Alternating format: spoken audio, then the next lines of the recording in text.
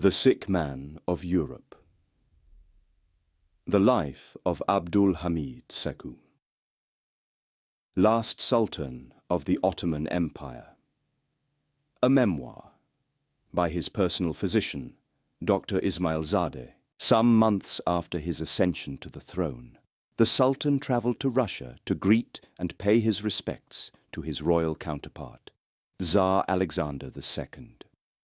On this occasion, the Tsar presented the Sultan with a magnificent gift, a jeweled Chinese egg. A curious story attends this meeting, one which has since been embroidered by so many hands that even those who should know better now accept the popular version in preference to their own memory.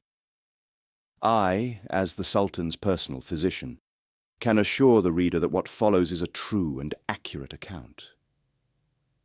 When the Sultan, in the presence of the Tsar and all his ministers, first opened the egg, he saw within the painted portrait of a beautiful woman.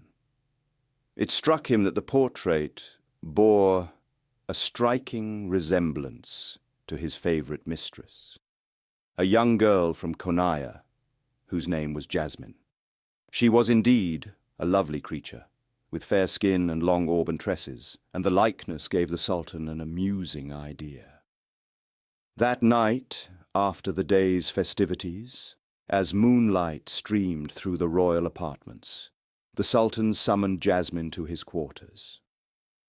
"My love," he said, intending to have a little joke with her, for, contrary to popular belief, the Sultan had a fine sense of humour. "I have had your portrait painted," and he handed her the egg. What she must have thought, a young girl, accustomed as yet but little to royal ways, as she took in her hands this magnificent treasure.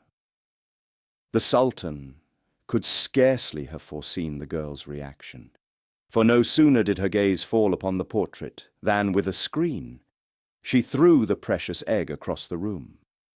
As the Sultan rose in amazement, the girl shrank from him, pleading with him to spare her life.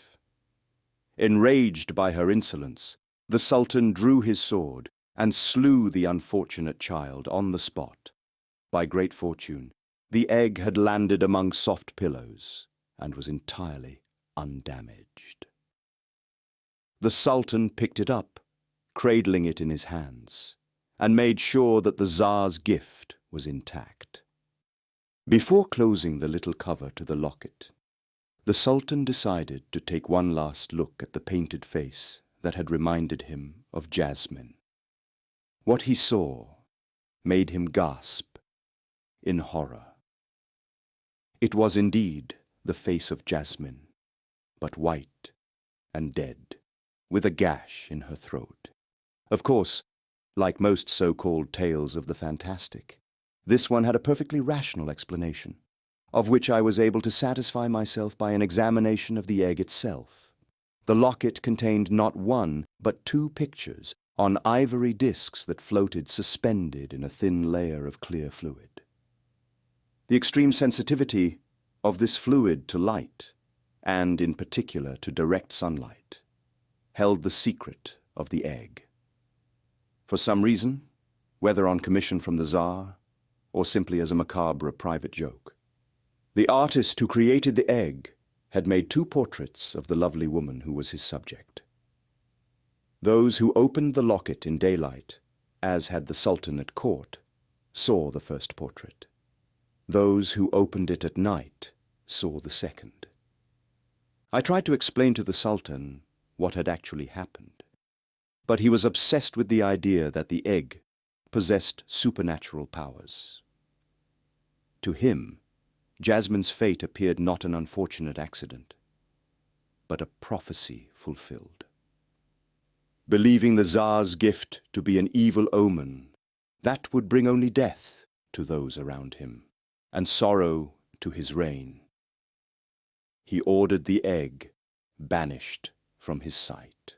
This token of the Tsar's esteem has now been lost to us, and, like the splendor of the once great Ottoman Empire itself, has passed into the night of history, for I never saw the egg again.